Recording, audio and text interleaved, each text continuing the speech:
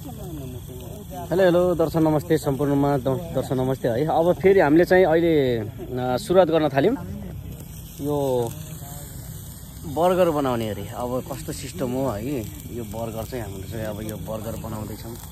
ल हेर्नुहोस्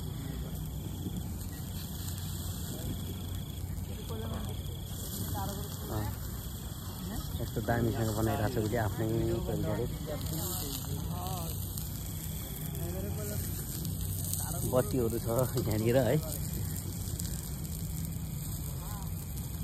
बत्ती छ। तपाईँले के भन्न चाहनुहुन्छ त यो बारेमा? हामी आज बल चिकनमा आएका छौँ। एकदम राम्रो, यहाँ चाहिँ एकदम राम्रो ठाउँ पनि, एकदम धेरै राम्रो ठाउँ छ। हजुर, अनि माछा पनि धेरै मारिन्छ जस्तो छ र। अनि खानेपिना हाम्रो व्यवस्था पनि राम्रो छ अहिले, राम्रो छ है। एकदम वरिपरि झकास रिजिङको जग्गा छ। हजुर, त्यस्तै हो, रमाइलो छन्। यो सम्झना पनि हुन्छ। एकदम एकदम सम्झना, सधैँको लागि सम्झना हुन्छ यो। सबै साथीभाइसँग भेटघाट अनि रमाइलो साँझको टाइम होइन, खानपिन पनि हुँदैछ, माछा पनि मारिँदैछ। त्यस्तै हो, कहिले काहीँ सधैँ हुँदैन। आजको क्षण भनेको एकदम राम्रो क्षण हो।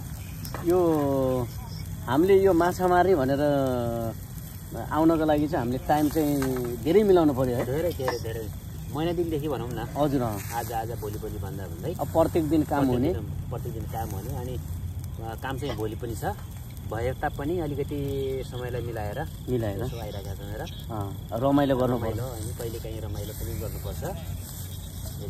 आज माछा कतिको मारिन्छ होला? ल भन्नुहोस् अनुभव। अब नमार्दै पनि अलिअलि अहिले चाहिँ समथिङ रातिको 12 बजिहाल्यो, 2-3 बजीसम्म सायद 10-15 केजी मारिन्छ होला। हाम्रो नेपालमा त माछा मार्न गयो भने रात पर्यो भने घरतिर आउँछ। होइन, यहाँको माछा त यो नेपाल होइन त, यहाँको माछा भनेको त रातिमा उफ्रिन्छ के, रातिमा मार्ने यहाँको माछा। रातभर सुत्दैन नि माछा यहाँको। हाम्रो नेपाल हो राति सुत्छ, यहाँ जताकतै लाइट एकदम लाइट बढिरहेको छ। हजुर, राति सुत्दैन यहाँको माछा। हाम्रो नेपालमा अँध्यारो हुन्छ, राति सुतिहाल्छ माछा। ल धन्यवाद है। फेरि पनि लिँदै गरौँ होला भिडियो। अहिले म बनाउँदै गर्छु, हजुरहरूले पनि हेर्नु है। यो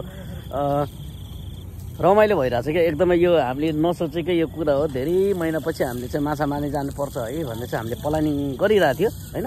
कहाँ जाने त माछा मार्न भन्दाखेरि अब हामीले सोच्यो पहिला चाहिँ अब यो नेपालको जस्तै होइन, यो खोला नाला, अब यो खोला नदीहरूमा चाहिँ हामीले बल्छी खेल्न जान्छौँ नि नेपालमा, त्यस्तै सोच्यो। यहाँ त माछा त त्यस्तो ठाउँमा त पाउँदो रहेनछ है। ल हेर्नु त यो यति दामी छ क्या यो बिल्डिङ। हेर्नु न बिल्डिङ हेर्नु, यस्तो दामी छ बिल्डिङ।